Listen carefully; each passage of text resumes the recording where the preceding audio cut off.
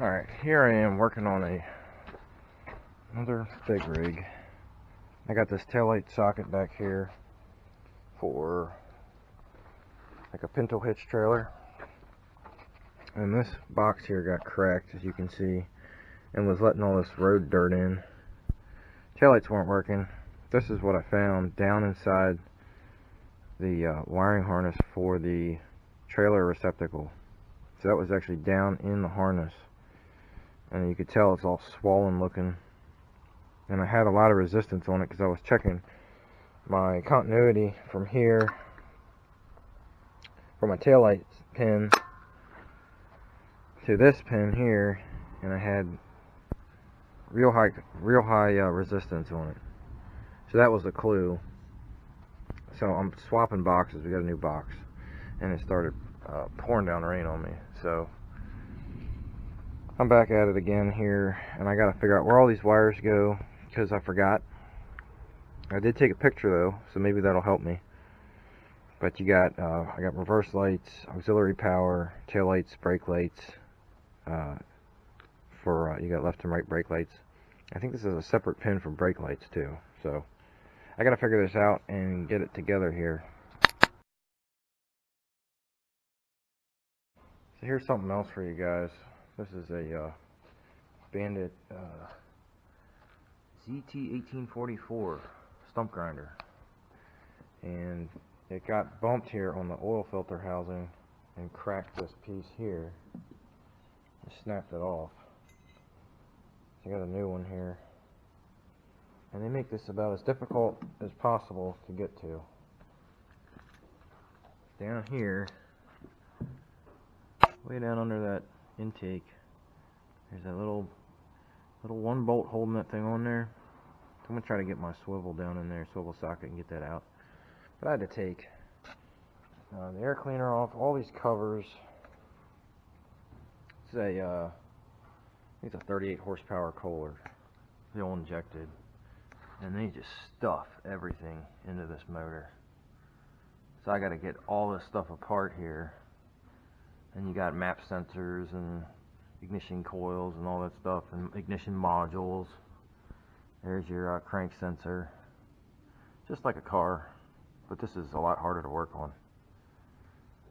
So I got it torn down to this point here, and I got to get that bolt out, pull that housing out of there, and replace it. And hopefully I got all my parts here. So I'm gonna keep working on it. It does have an oil cooler. You got to take that oil cooler off, give you some more access, because you got oil running through a port on that housing there, and it comes back up to the top here to cool the oil, motor oil. So I get this thing off now.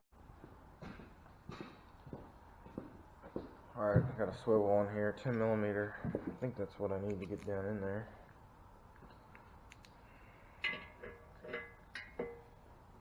Barely see what I'm doing here.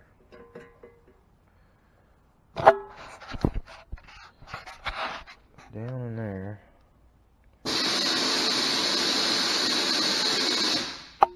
see if I can get that to pop loose.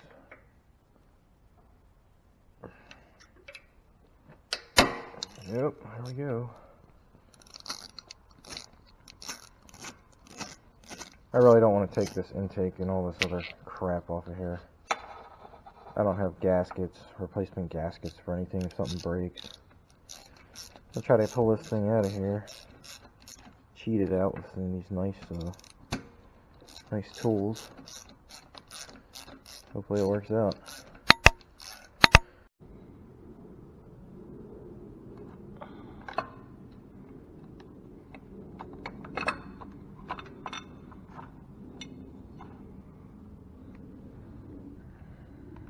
Go. You got 3 O-rings on that to seal it. I think I got new ones, hopefully. You can sneak this thing back in here. I got a new, I think I got a T for it too. We'll put that in the new one. And you got this one here, this is for your cooler. And swap those over and I'll try to get it. Alright, so they do give you 3 new O-rings give you plugs, and then your elbow and your straight bar fittings. So I'll put these on here.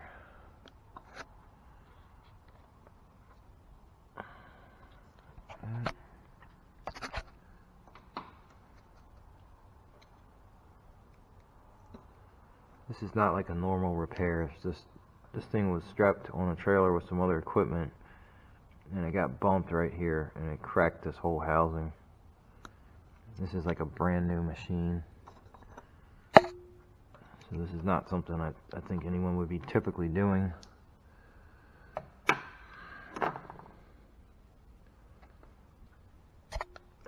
These on there.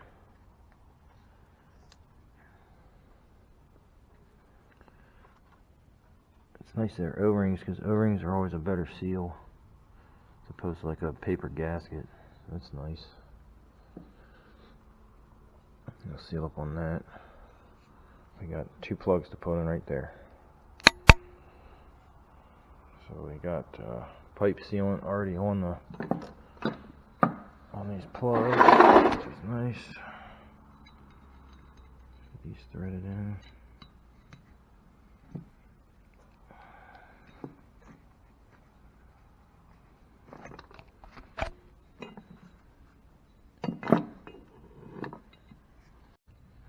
Alright, got her in there. Had to use that extension to get down in there with the swivel on it. That was difficult. I had to hold a screwdriver on that bolt to push it over to get it to line up and then torque it down.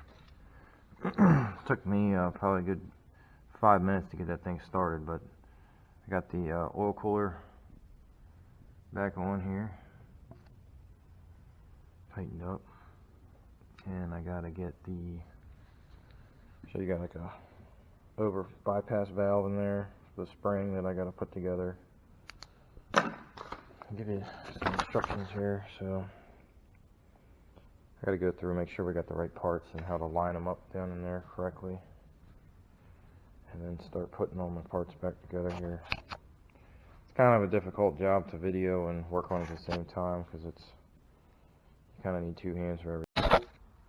You want to start, I want to put this cover back on first. You got bolt here, bolts here. The side bolts you only have to loosen up. You don't have to take them the whole way out.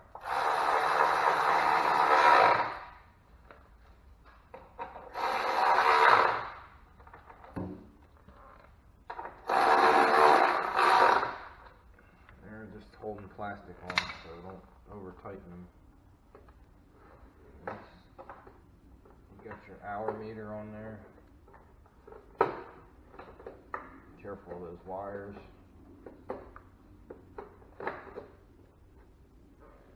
You got the bolt.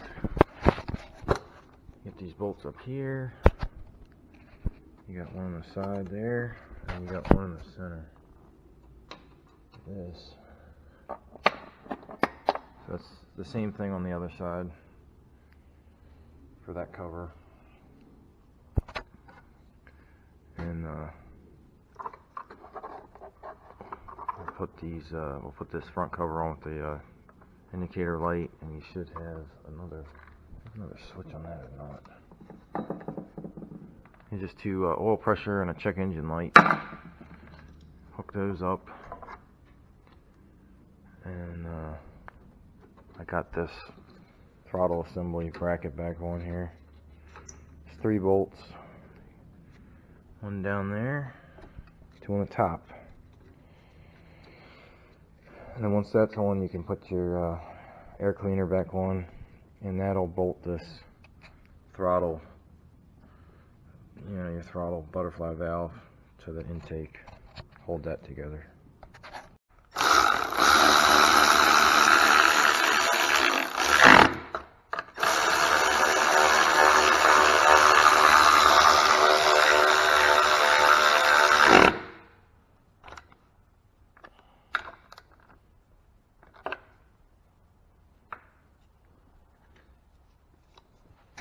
So they screwed us on the parts. I'm missing this spring right here. That spring and then the adapter for the oil filter.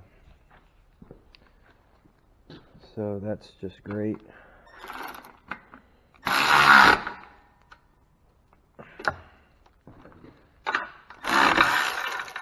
So I can get all this together before we get those parts. It's okay, because I can get this all together from the top here. Got 2 bolts there. All the stuff's back in place. And I got my throttle body back in there. You got 3 nuts, right? 10mm nuts. Use that swivel socket 1/4" drive. Works great. So I guess we'll be putting this together, finishing it up when I get those other 2 parts. So I'll try to video that when I get those back together and start this thing up and see how she works. I have one like that now.